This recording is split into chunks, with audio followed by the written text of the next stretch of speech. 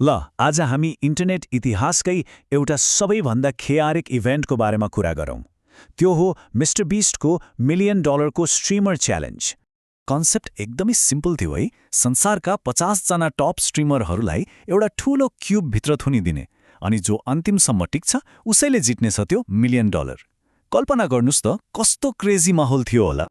अनि पुरस्कार त्यो त झन् कुरै नगरौँ, पुरै $1 मिलियन। यति ठूलो रकमले त कसैको पनि जिन्दगी बदलिन्छ, हैन र? हो, यही कारणले कम्पिटिसन यति कडा भयो कि खेलाडीहरूले हामीले सोच्दै नसोचेको स्ट्र्याटेजीहरू अपनाए। ल अब लागौँ पहिलो च्यालेन्जतिर। यो च्यालेन्जले त सुरुमै सबैको सोशल डाइनामिक्सलाई टेस्ट गरिहाल्यो। नियमहरू पनि कस्तो चलाकीपूर्ण थिए भने यो मार्क्सम्यानशिप र पपुल्यारिटी कन्टेस्टको एउटा खतरनाक मिक्स थियो। यसले गर्दा को कसको साथी, को कसको दुश्मन, सबै कुरा छल्लङ्गै बाहिर आयो। अब यस्तो अवस्थामा जहाँ सबैजना एकअर्काको निशानामा थिए, कस्तो स्ट्र्याटेजीहरू देखियो होला त? खेलाडीहरूले आफ्नै तरिकाले खेल्न थाले। सबैभन्दा स्ट्रेट फरवर्ड स्ट्र्याटेजी त थियो बदला। सिम्पल, मलाई हान्नेलाई म हान्छु। यसले गर्दा त एउटा पे ब्याकको साइकल नै सुरु भयो। अलि ट्याक्टिकल अप्रोच अपनाउनेहरूले चाहिँ के गरे भने पर्सनल फिलिङ्सलाई साइडमा राखेर जो सबैभन्दा बलियो कन्टेन्डर देखिन्थ्यो उसैलाई सुरुमै एलिमिनेट गर्ने सोच बनाए। अनि सबैभन्दा सेफ प्ले के थियो?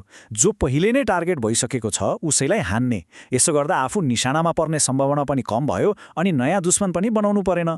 खैर, यो सबै गोली हानाहान सकिएपछि रिजल्ट के भयो भने पहिलो 5 जना बाहिरिए, अनि त्यसमा एकदमै धेरै फलोअर्स भएको XQC पनि परे।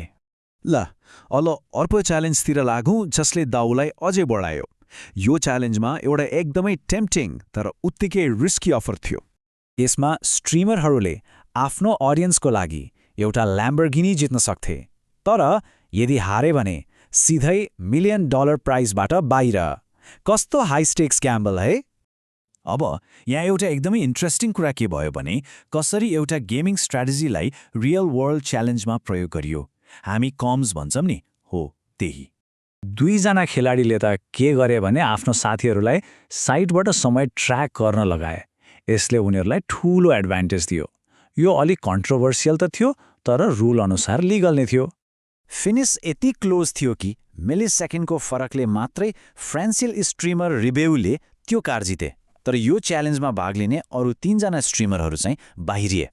अब अर्को च्यालेन्जमा बाँकी रहेका प्रतियोगीहरूले एउटा पक्ष रोज्नुपर्ने भयो। उनीहरूले आफ्नो स्किलमाथि नै बाजी लगाउनु पर्ने थियो। अनि ग्रुप 2 भागमा बाँडियो। कसैले आफ्नो फिजिकल स्किलमाथि भरोसा गरे त कसैले आफ्नो गेमिङ स्किलमाथि। सबैले आफ्नो क्षमताले आफूलाई बचाउँछ भन्नेमा ग्याम्बल गरे। जसले स्पोर्ट्स रोजे उनीहरूको च्यालेन्ज थियो पेनल्टी सुटआउट, त्यो पनि चर्चित सकर लभिङ स्ट्रिमर स्पिडको विरुद्धमा। तर यहाँ एउटा अचम्मको ट्विस्ट आयो। लुडविकले आफैलाई एलिमिनेट गरे। किन? किनभने उनले एउटा मेन रुल तोडे, त्यो हो क्युब नछोड्ने। अनि त्यो पनि किन थाहा छ? केवल गोलकिपरलाई हेल्लो भन्नको लागि। अब जसले भिडियो गेम रोजेका थिए नि, उनीहरूको लागि च्यालेन्ज थियो फोर्टनाइटमा एउटा ठूलो ब्याटल रोयल। यो त्यही गेम हो जसले उनीहरूमध्ये धेरैको करियर नै बनाएको थियो। अनि यहीँबाट थाहा हुन्छ कि त्यो दिन कति अनप्रेडिक्टेबल थियो, किनभने त्यो गेमको एकजना सबैभन्दा ठूलो लेजेन्डले पनि सोच्दै नसोचेको हार बेहोर्नु पर्यो। हो, त्यो च्यालेन्जको सबैभन्दा ठूलो अपसेट नै यही थियो। Legendary pro player Tfue Fortnite म्याचबाटै बाहिरिए। यसले के देखायो भने त्यो दिन कोही पनि सेफ थिएन।